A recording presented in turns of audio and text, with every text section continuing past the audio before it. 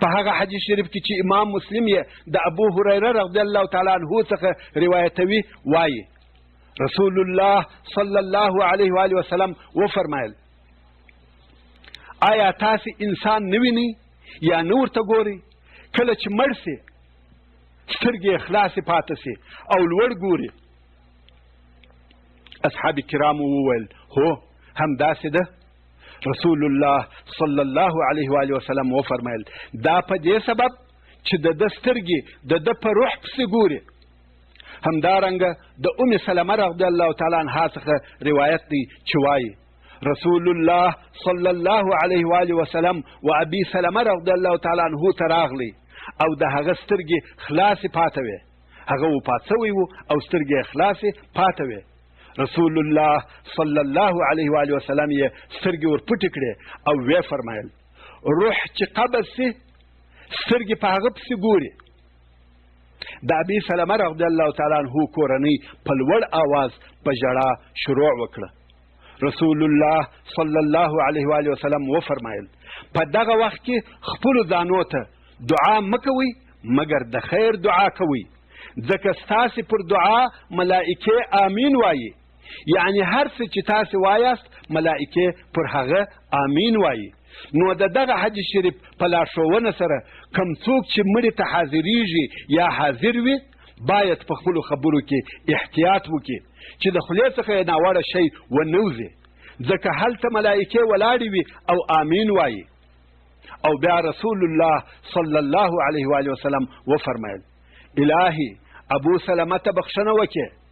او د ده درجه په مهدیینو کې لوړه کړي او تر ده وروسته په پاته خلقو کې د ده خلیفه پیدا کړي موږ او ده لره بخښنه وکړي یا رب العالمین او ده لره د ده قبر پراخه کړي او ده لره په دغه قبر کې روښنایي جوړه کړي رواه مسلم دا هغه مأثوره دعا ده چې امام مسلم را نقل کړې ده او کم څوک چې مړي ته حاضریږي باید مړي او د هغه کورنۍ ته د دغه په مثل سره دعا وکړي عمرو بن العاص رضی الله تعالی عنه چې جلیل القدر صحابي دی همیشه به یې ویل چې د یوه پوه هوښیار او دانا سړي د مرګ وخت وای او په دغه وخت کې د مرګ حال راته بیان کړی وای چې په دغه وخت کې شعور او احساس څه او څرنګه وي کله چې په خپله د عمرو بن العاص رضی الله تعالی عنه د مرګ وخت راغلی د ده زوی عبدالله ابن عمرو بن العاص رضی الله تعالی عنه چې د امت مسلمه او اصحاب کرامو له لویو علماو څخه دی ورته ناست و او خپل پلار ته یې د هغه د مرګ په وخت کې وویل پلاره تا به همیشه ویل چې کشکې د یوه داسې پوه هوښیار او عاقل سړي سره مخامخ سوی وای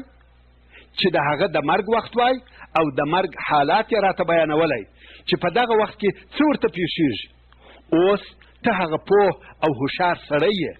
او د مرګ پر حال یې نو ته د مرګ حال او کیفیت راته بیان کړه چې څه درته پیښیږي او څه احساسوې سبحان الله عجب حالت دی یو صحابي د بل داسې صحابي څخه چې د مرګ پر حال دی د مرګ د کیفیت پوښتنه کوي او پس له قرآن او احادیثو څخه د مرګ تعریف بل چا تر دغه ښه نه دی کړی نو عمرو بن العاص رضی الله تعالی عنه وویل یا بنی ای زویه والله لکه پر اور چې ناست یم او لکه د ستنې تر سپم چې سا کاږم یعنی سا مې بنده بنده کېږي او لکه د زوزانو شاخ چې مې د پښو څخه د سر تر کوپړۍ پورې راپکښې کشول کېږي یعنی د بدن په ټولو حصو او اجزاو کې مې درد دی ورونو یو د هغو شیانو څخه چې دغه د مرګ دردونه پر انسان سپکوي هغه د الله جل جلاله رحمت دی او الله جل جلاله دغه وعده چې په دغه دردو به نه پوهیږي او نه به یې حسوي خاص د شهیدانو سره کړې ده په هغه حدیث شریف کې چې امام ترمذی د ابو هریره رضی الله تعالی عنه څخه روایتوي وایي رسول الله صلی الله علیه و آله وسلم وفرمایل شهید د قتل او وژنې هیڅ درد نه حسوي، مګر دونه درد حسوي لکه ستاسې څخه چې یو نفر د نوکارې درد حسوي.